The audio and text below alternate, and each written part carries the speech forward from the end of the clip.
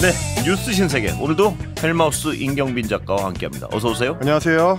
예. 네, 드디어 이번 분기 청취율 조사 결과가 나왔는데요.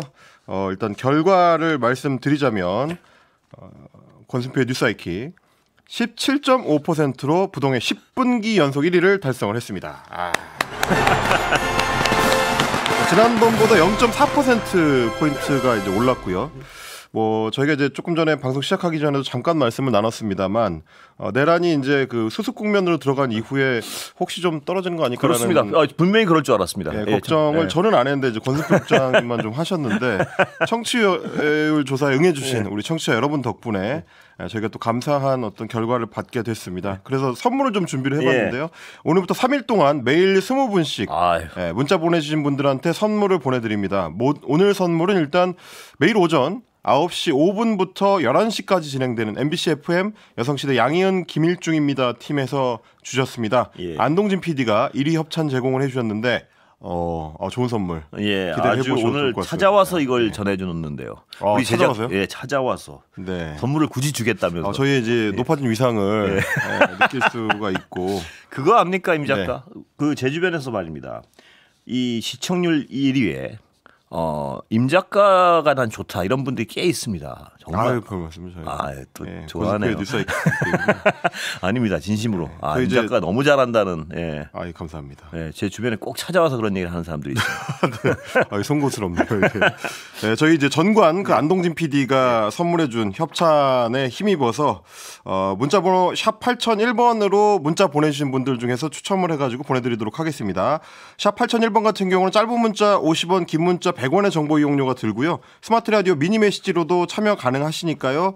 다양한 방식으로 참여해 주시면 좋을 것 같고 유튜브로 참여해 주시는 분들은 선물 발송이 좀 어렵기 때문에 참여는 문자나 미니 메시지로 부탁을 드리겠습니다. 자, 오늘 뉴스로 가볼까요? 김건희 씨 드디어 국민들 앞에 모습을 드러내고 처음으로 사과했죠? 어떻게 보면 이제 그 내란의 주요 원인 중에 한 명, 그리고 이제 내란의 어떤 주요 원인을 제공한 사람, 이렇게도 평가할 수 있을 것 같은데 윤석열 씨의 배우자 김건희 씨가 각종 의혹에 대한 조사를 받기 위해서 오늘 민중기 특별검사팀에 도착을 해서 지금 전해지는 속보를 보니까 이제 조금 전에 공식 조사는 이제 마친 것 같습니다. 오전 10시 조금 넘어서 이제 조사를 시작을 했는데 오늘 조사를 받았고요.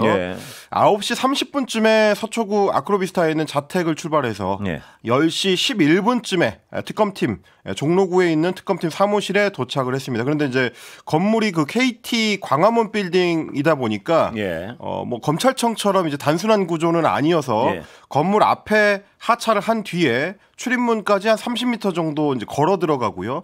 그러고 나서 에스컬레이터를 타고 청사 2층에 마련이 돼 있는 취재진 포토라인 앞까지 도착을 했습니다. 그렇게 이제 걸어온 뒤에 국민 여러분께 심려를 끼쳐드렸다라고 하면서 사과를 하는 모습이 있었는데요. 직접 목소리 들어보시겠습니다. 들어보시죠.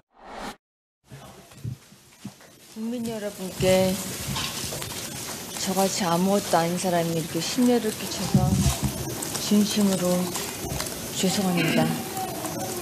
수사 잘 받고 나오겠습니다. 국민에게 더 하실 말씀 없으십니까? 추가 질문 나중에. 항상 죄송합니다. 국민에게 하실 말씀이 있느냐라고 했더니 죄송합니다 라고 했고요. 그 뒤에도 기자들이 따라붙어서 더 할 말은 없느냐라든지 명품 목걸이와 명품 백은 왜 받은 거냐, 해외 순방에 가짜 목걸이를 차고 간 이유가 있었느냐, 도이치모터스 주가 조작 의혹 미리 알고 있었느냐, 이런 것들에 대해서 추가 질문들이 있었습니다만은 답변을 하지 않고 그대로 이제 사무실로 들어갔습니다. 저는 말입니다. 저같이 아무것도 아닌 사람이 이 부분이 굉장히 문장이 걸리던데요. 무슨 얘기냐면 제가 추정하기로는 자신이 이 범죄에 있어서 큰 역할을 할 입장도 위치도 아니었다. 이런 걸 강조하려는 어떤 변호의 논리가 아닌가 싶기도 하고요. 전략이 아닌가.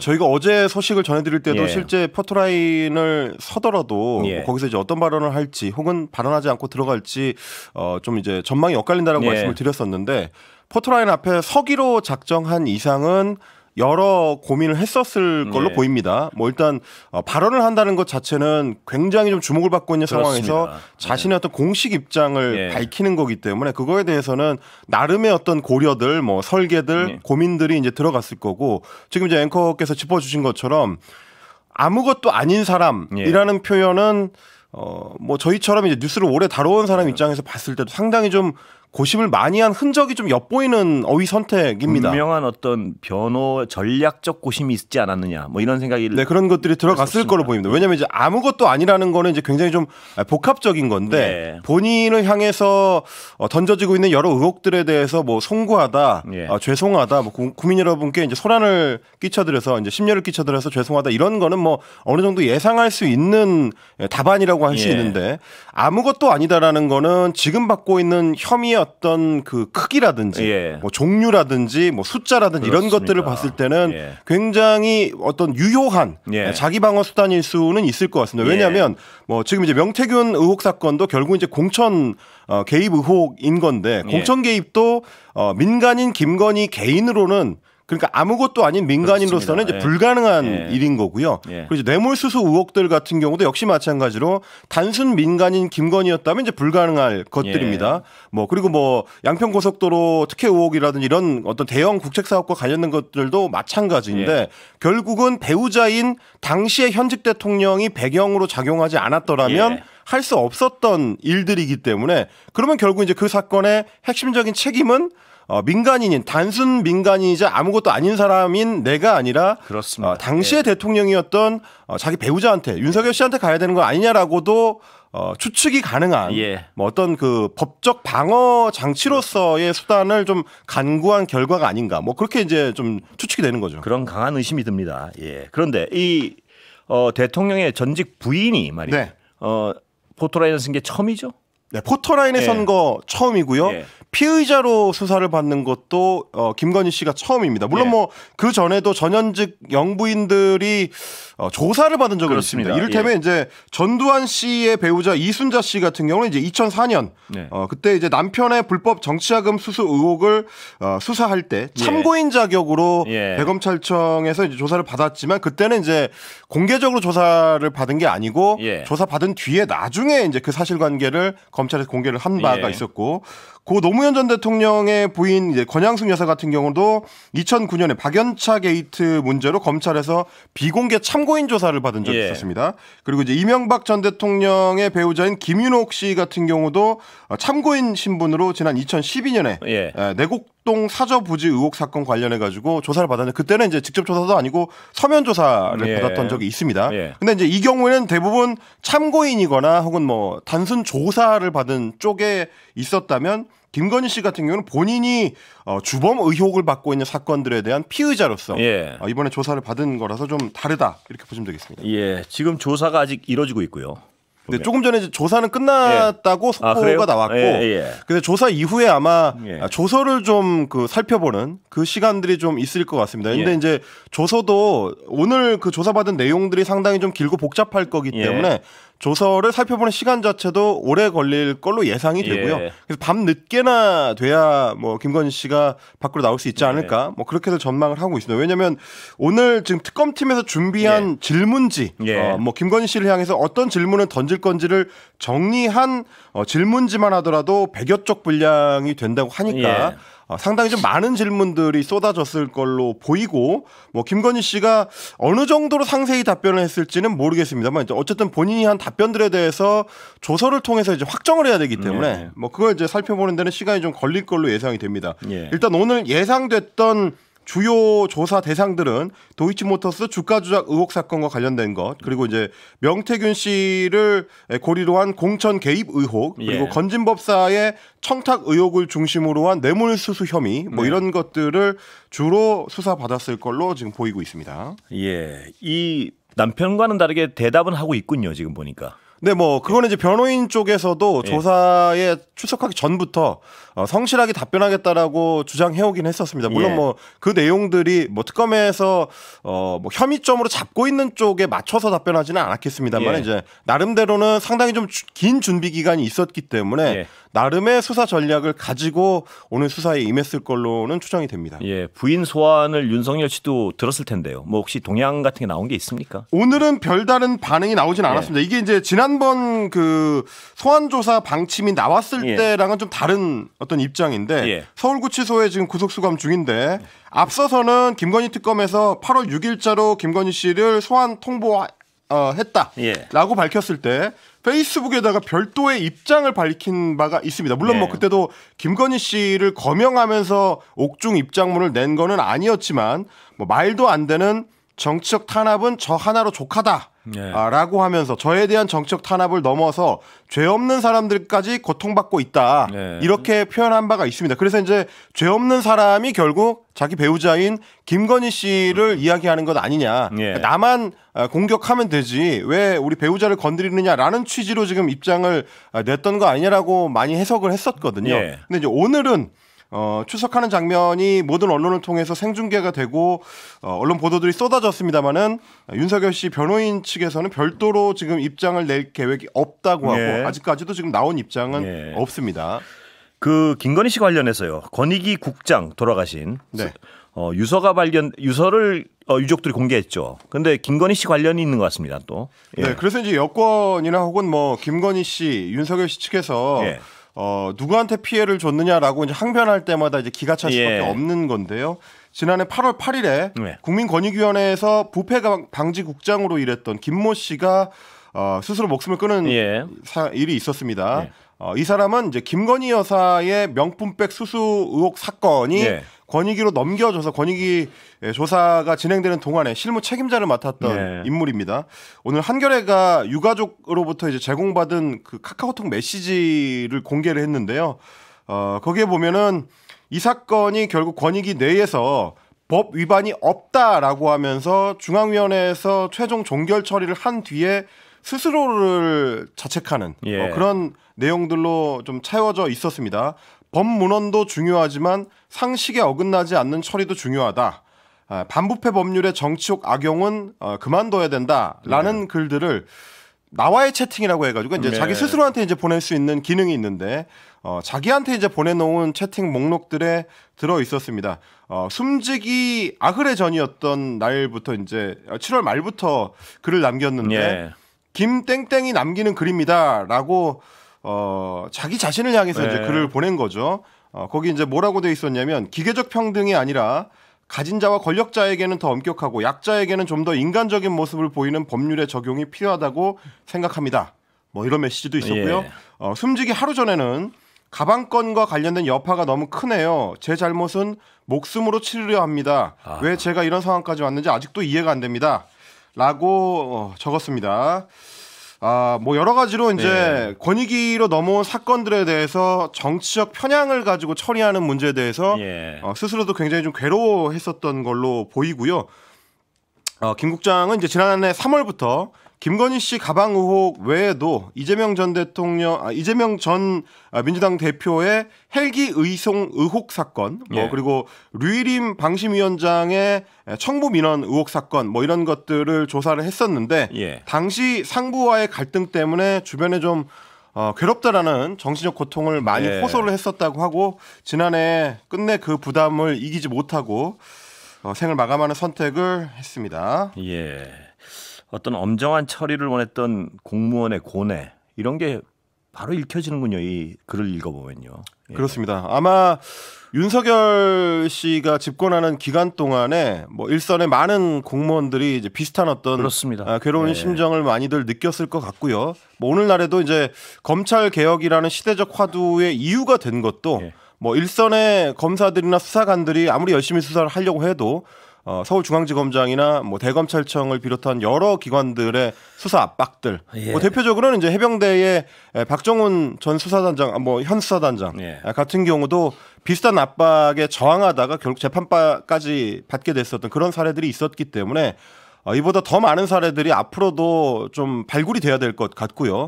뭐 그건 이제 치유하는 과정이 이번 정권 기간 동안에 계속 좀 이루어졌으면 좋겠습니다. 김건희 씨가 이 문장을 꼭 한번 봤으면 좋겠습니다. 가방건과 관련된 여파가 너무 크네요. 이분 그 유서죠. 아까 말씀하신. 그렇습니다. 제 잘못은 목숨으로 치르려 합니다. 참 좋은 공무원이 되고 싶었던 분 같은데요.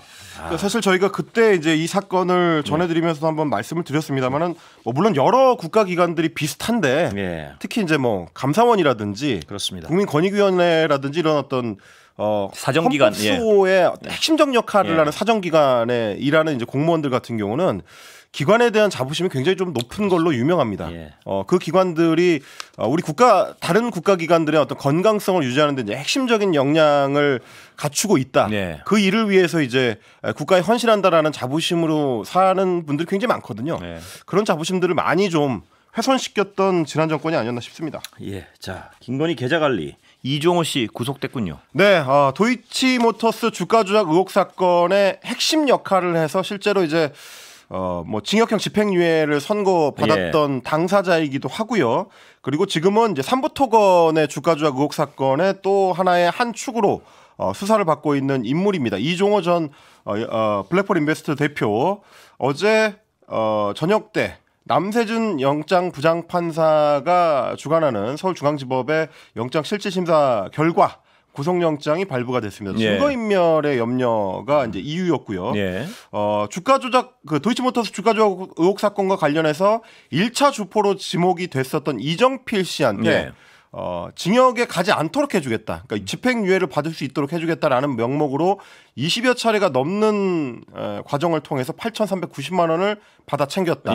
변호사법 위반 혐의입니다. 일단 뭐 이종호 씨 같은 경우는 도이치모터스 주가 조작 의혹 건으로는 이미 처벌을 받았기 때문에 뭐 그 사건과 관련해서 구속이 된 거는 아니고요. 일단 특검에서 신병 확보를 했기 때문에 앞으로 김건희 씨가 연루돼 있다는 의혹을 받고 있는 삼부토건 주가 조작 의혹 사건과 관련해서도 수사가 조금 더 탄력을 받을 수 있지 않을까 뭐 그렇게들 전망을 하고 있습니다. 국힘 권성동 의원 관련해서도 속보가 좀 나온 것 같습니다. 네, 권성동 의원 같은 경우는 그렇지 않아도 이제 최근에 이제 통일교와 관련해서 불법 정치자금을 받았다라는 의혹이 계속 제기가 되고 있는데 구체적인 증언이 다른 당사자들 통일교의 전 고위 간부를 지냈었던 윤영호 씨를 통해서 나오고 있습니다. 어제 보도된 내용을 보니까 권성동 의원이 한학자 총재한테서 금품이 담긴 쇼핑백을 2차례나 받았다.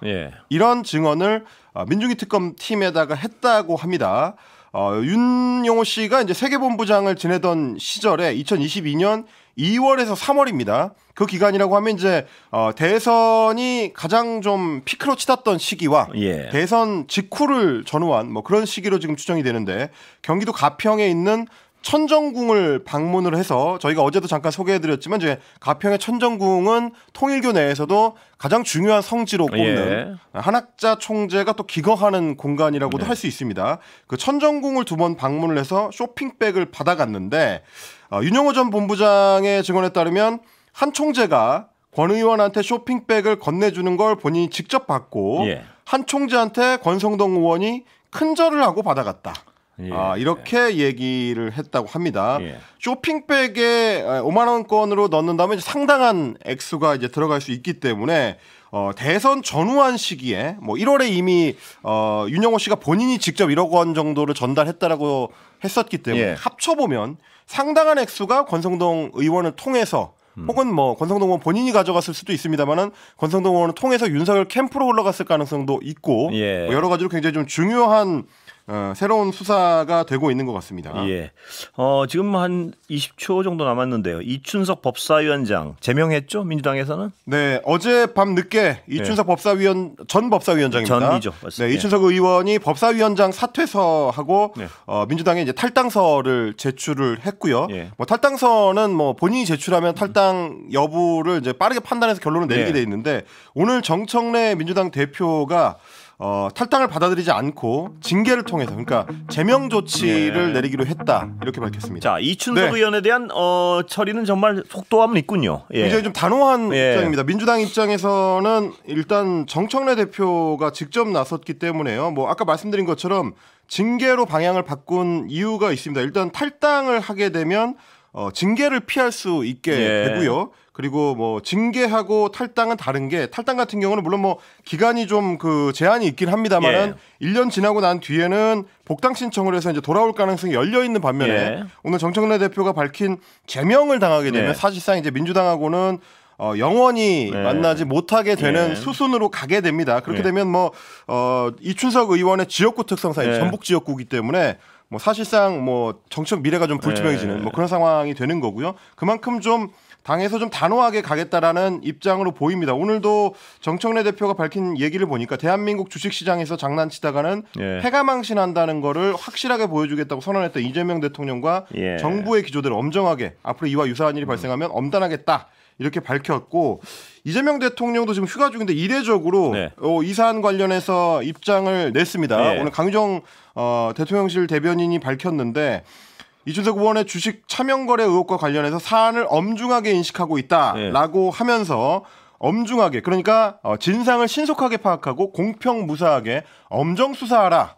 그리고 이춘석 의원을 국정기획위원회에서 즉시 해촉해라라고 지시를 내렸다고 합니다. 그래서 오늘 서울경찰청에서는 금융범죄수사대에 이춘석 의원의 사건을 배당을 했고요. 본격적인 수사에 착수를 했습니다. 지금 사건이 발생한 지 하루 만에, 만 하루 만에 굉장히 좀 빠르게 진행이 되고 있고 공석이 된 법사위원장에는 이제 결국 여당에서 새로운 법사위원장을 지명을 했습니다.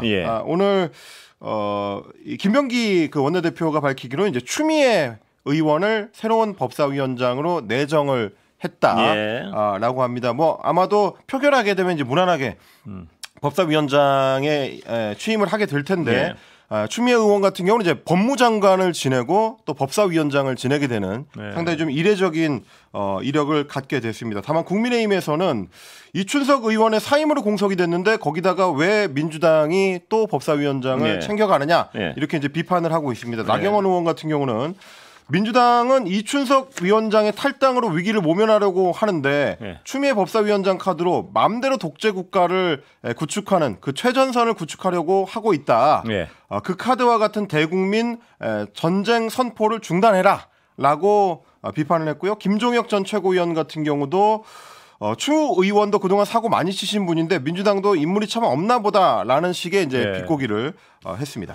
야당 얘기 좀 잠깐 해볼까요? 김문수 의원 또 보수 유튜버 뭐 나간다 그러고 극우의 늪에서 벗어나지 못하는 것 같습니다. 지금. 그 지금 이제 사실상 이제 국민의힘의 당 대표를 뽑는 전당대회 방향은 결정이 됐다고 봐야 될 것 같은데요.